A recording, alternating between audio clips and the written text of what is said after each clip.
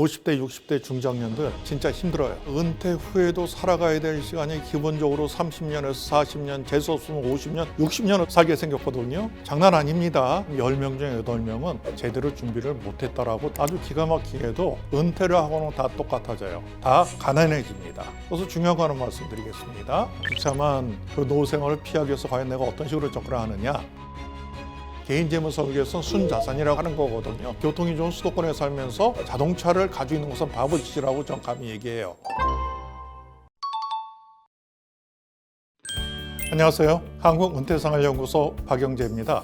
저는 대한민국은 되게 평등한 사회다라고 생각을 합니다. 왜 이렇게 말씀드리냐면은 젊고 직장생활하고 사회생활하고 경제활동할 때는 다들 잘난 사람 못난 사람이 없는데 아주 기가 막히게도 은퇴를 하고는 다 똑같아져요. 다 가난해집니다. 은퇴한 분들한테 물어보니까는 은퇴자들의 10명 중 5명이 은퇴하고 난 다음에 소득 수준이 현역 대비 50% 이하로 떨어졌다라고 이야기를 합니다. 그 다음에 10명 중에 8명은 제대로 준비를 못했다라고 대답을 하고 있어요. 또 가장 최근 발표된 한국통계청에서 발표한 가계금융복지조사 자료를 보니까는 은퇴 준비를 제대로 한 사람은 11.8%에 불과한 것으로 나타났습니다. 이렇게 제대로 준비 안 된 상태에서 은퇴 후에 40년 이상을 지나야 되는 이런 현실에 맞닥뜨리게 된 겁니다. 대기업 은퇴자들이 알바를 하는 이유는 우리나라의 사실 노동 현장을 실정을 알아봐야 돼요. 대한민국 직장인들이 주된 직장에서 퇴직하고 나오는 나이는 정년은 60세지만 실제 현실적으로는 49.4세입니다.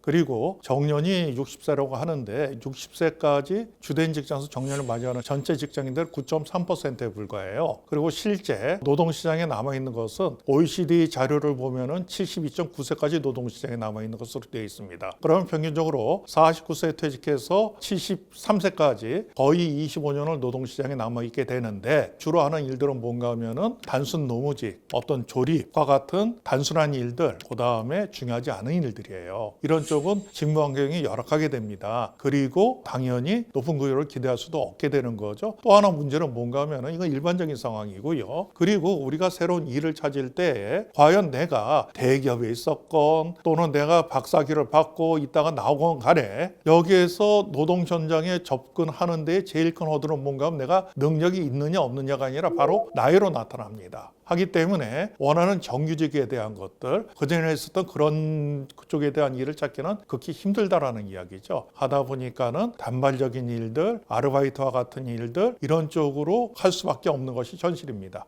일단 금융회사를 퇴직한 친구예요. 그런데 사실 금융회사 퇴직하고 난 다음에 사무직으로 퇴직하면 할 거 진짜 없습니다. 일단 제 주변의 친구들 경우를 보면 저는 전형적인 문과생입니다. 심리학을 전공하고 마케팅을 했던 사람들이거든. 제 주변에 그런 사람들이에요. 그러면 이 사람들이 금융회사에 취직을 하던가 마케팅 쪽에 있다던가 대기업이나 이런 데죠. 그러다 퇴직을 하고 나면 진짜 내가 할 만한 게 없어요. 할 만한 게 없으면은 그 다음에는 단발적인 일들 처음에는 그냥 뭔지 모릅니다. 그냥 흘러가다가 나중에 끝까지 몰리게 되거든요. 여기에서 제 친한 친구 중에 하나는 쭉 그런 일을 하다가 갑자기 학교에 기간제 일자리를 찾았어요. 아시다시피 학교에서의 기간제 일자리는 어떤 전문적이고 그런 일자리는 아닙니다. 그냥 허드렛 일을 하는 거거든요. 그런데 이 친구가 계약서를 쓰고 난 다음에 저한테 되게 좋아하는 겁니다. 야, 여기 와서 내가 오늘 계약서를 썼는데 내가 올해 60이 됐는데 정년이 65세까지야. 계약 기간이 65세까지야. 하면서 너무나 기뻐하더라는 거예요. 왜냐하면 그동안 그렇게 단기적인 일자리를 전전하다가 물론 이것이 과거에 이 친구가 했던 금융회사에서 했던 그런 고급스러운 일은 아니지만 안정적인 일자리 65세까지 갈 수 있는 일을 찾았다가 거기서 계약서에 사인했다는 것에 대해서 너무나 기뻐하는 것들이 우리 중장년들의 현실입니다.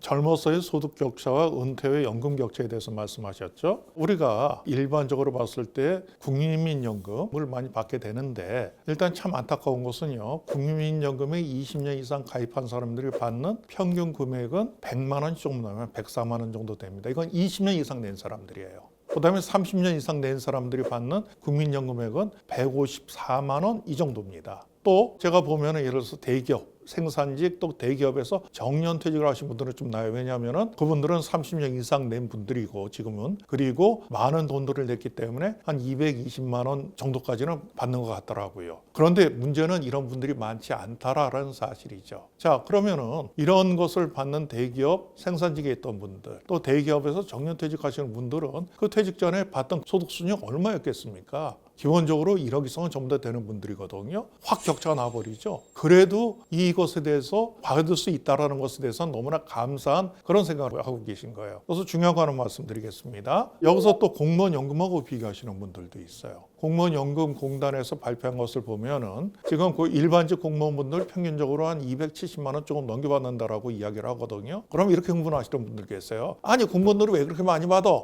그런데 이분들은 우리가 제가 뭔가 하면 그분들은 박봉이었습니다. 그런데 국민연금보다 훨씬 더 많은 연금을 냈어요. 국민연금이 9%, 내 소득의 9%면은 내가 4.5%, 회사가 4.5% 내거든요. 이런 거 뭐 한 20년 내에서 한 100만 원 조금 더 받는다. 근데 이분들은 17%까지 냈어요. 하니까는 많은 금액을 오랫동안 냈다라는 것이죠. 그러니까 우리가 이 연금 준비하는 데 있어서는 나의 젊음에 있어서의 어떠한 그 쾌락이나 즐거움들을 강제적으로 포기시켰다라는 이야기죠. 해서 결국은 이런 것을 나중에 시간이 지나고 난 다음에 연금으로 그런 것에 대한 것들 노후에 확보했다라고 우리가 이해를 해줘야 될 것 같습니다. 연금 준비가 안 된 분들의 공통점 제가 앞서서 말씀드렸는데요. 젊어서 내가 미래에 대한 투자를 소홀히 했다라는 부분들이죠. 이것은 일찌감치 오랫동안 내가 얼마나 많은 돈을 얼마나 길게 준비했느냐에 따라 가지고 나중에 연금의 액수가 달라지게 되는 부분들이거든요. 그런데 연금 준비가 안 된 분들은 공통적으로 내가 젊었을 때 좋은 차 타고 맛있는 음식 먹고 멋진 곳에 여행 다니면서 낭비를 했다라는 이야기입니다. 물론 여기서는 내가 투자를 잘못했다 뭐 이런 경우는 있었겠지만은 많은 돈을 오랫동안 내야 된다는 그 기간에 대한 것을 이기지 못한 분들이라고 볼 수 있을 것 같아요.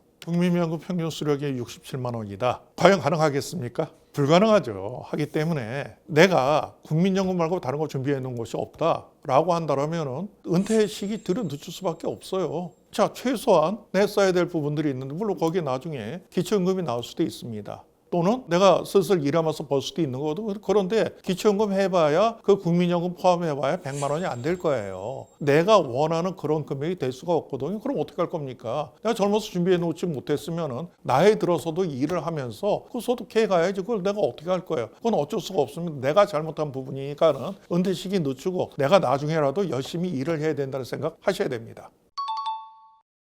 제가 상담했던 분들 중에 한 분은 어떤 분인가? 한 10년 전에 상담했던 분인데 이분은 저 제약회사 그 연구소장님이셨어요. 이분이 당시에 저한테 그러시더라고요. 당신께서는 은퇴 후에 한 달에 800만 원씩은 써야 되겠다. 가능하겠습니까? 그런데 상담을 해보니 가능하더라고요. 왜? 그 당시 이분의 국민연금이 130만 원이었습니다. 사모님이 중학교 교장 선생님이었는데 예상되는 사학연금이 350만 원이었어요. 게다가 이분이 꽤 많은 자산을 축적해 놓으셨는데 대부분이 수익형 부동산이었습니다. 한 달 임대 수익이 500만 원이 들어오는 집이었어요. 제가 연구소장님한테 뭐라고 하셨냐면은 그냥 그대로 사세요. 이렇게 말씀드렸죠. 그런데 이런 집이 많으면 괜찮겠지만 그건 아니에요. 하기 때문에 어떻게 생각을 하셔야 되냐면 이거 아주 제가 중요한 말씀 다시 한번 드리는데 내가 생각하는 것은 진짜 난 골프를 좋아했으니까는 퇴직하고 난 다음에 매일 골프 치면서 살 거야. 아, 좋습니다. 뭐 열심히 일했으니까 그 정도 내가 해야죠. 그런데 그 비용에 대한 생각 현실적으로 해보자는 말씀입니다. 그래서 현실적으로 앞서 말씀드린 대로 뭐 한 달에 그 정도의 소득이 되는 분들이면 아마도 뭐 적당히 해도 될 거예요. 그런데 이건 아니죠. 하니까는 예를 들어서 내가 먹고 사는데 얼마를 쓸 것이냐 그것은 크게 비용 많이 안 들어요.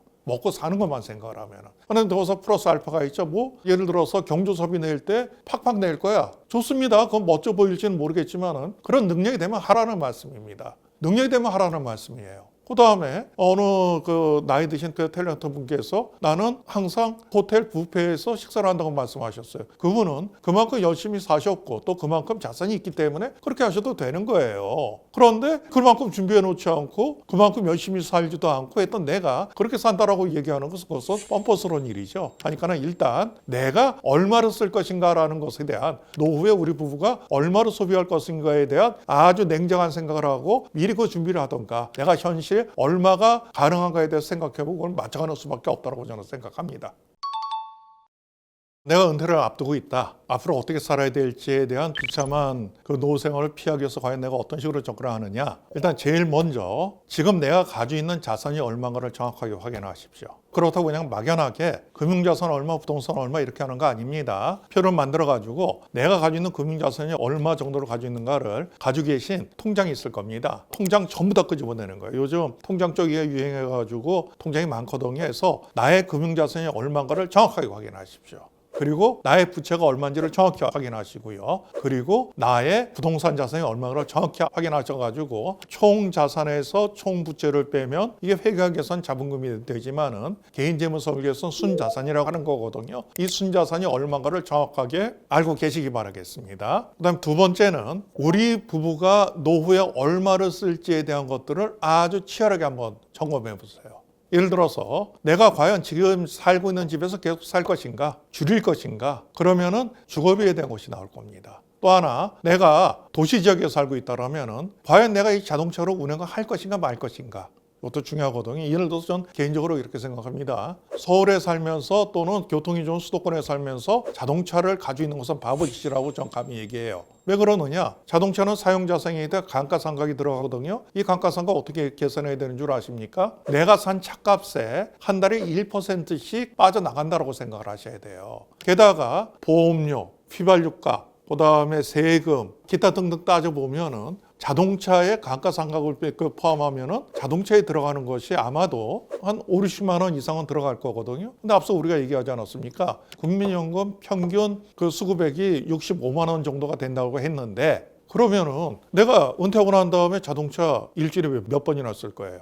일주일에 두세 번 쓰는 것 때문에 내 국민연금이 통째로 여기 들어간다? 바보짓 아닙니까? 이런 식으로 해서 우리 부부가 써야 될 것, 줄여야 될 것, 그 다음 또 내가 생각하는 생활 수준이 있을 거 아닙니까? 해서 뭘 하겠다라는 것을 해서 우리 부부의 한 달 생활비가 얼마가 들어갈지에 대한 것을 정확하게 계산해 보시기 바라겠습니다. 그러고 난 다음에 세 번째 단계에서 뭘 하셔야 되냐면 그러면은 내가 은퇴하고 난 다음에 과연 정기적으로 이런 것들을 내가 가져올 수 있는 소득원들이 있는가? 제일 먼저 연금을 확인해 보셔야 돼요. 국민연금, 공무원연금, 군인연금, 사학연금 할 것 없이 연금 또는 내가 연말정산 받을 때 세액공제 받거나 받기 위해서 가지고 있는 연금 저축상품 또는 내가 퇴직금을 퇴직연금화 시켜놓은 상품 또는 내가 개인적으로 가지고 있는 보험회사 가지고 있는 연금 상품 이런 것들 전부 다 한 달에 얼마씩이 나오는지를 확인하셔야 되는데 이건 금융감독원 홈페이지를 꼭 한번 들어가세요. 거기에서 내 연금 조회를 하시게 되면 나오게 되는데 이것은 회원가입 하셔야 됩니다. 그럼 3일이 지나고 난 다음에 국민연금이 됐건 공무원연금이 됐건 군인연금이 됐건 내가 몇 살에 얼마씩 나온다. 그 외에 내가 가지고 있는 연금 상품이 얼마다라는 것이 다 나옵니다. 이것을 나이대별로 해서 쭉 나오게 되거든요. 그런데 여기서 연금 상품만 나오게 돼요. 내가 가지고 있는 예를 들어서 이자 소득이나 배당 소득이 있다. 그런 건 안 나오거든요. 그런 거 여기 끼워 넣어야 돼요. 또 내가 수익형 부동산이 있어서 한 달에 100만 원씩 소득이 있다. 이거 같이 끼워 넣어야 되는 겁니다. 그 다음 내가 슬슬 일하면서 용돈 벌어야 할 거야. 그래서 한 달에 한 100만 원씩은 벌 거야. 이거 끼워 넣어야 되는 거예요. 그렇게 되면 이런 것들을 다 감안하게 되면 내가 한 달에 얼마씩의 노후의 소득원이 확보가 되는지 알 수가 있겠죠. 하고 난 다음에 내가 여기서 판단을 해줘야 되는 겁니다. 해서 요 세 단계 내가 얼마를 가지고 있는가, 그 다음에 우리 부부가 얼마 쓸 것인가, 내가 예상되는 은퇴 후에 월 평균 소득이 얼마나 될 것인가, 요 세 가지 단계를 확인을 하셔가지고 예를 들어서 이게 준비가 됐다라면 해피한 거고요. 만일 부족하다 그러면은 은퇴 시기를 뒤로 늦춰줘야 됩니다. 그게 싫으면은 내가 노후의 삶의 질을 떨어뜨려줘야 되는 거죠. 우리 50대, 60대 중장년들 진짜 힘들어요. 지금 우리가 은퇴 후에도 살아가야 될 시간이 기본적으로 30년에서 40년, 재수 없으면 50년, 60년을 살게 생겼거든요. 장난 아닙니다. 만만하게 생각하지 마시고 제가 저 나름대로의 어떠한 팁을 드렸는데 드리는 말씀들 참고하셔가지고 멋진 노후 생활을 준비하시기 바라겠습니다.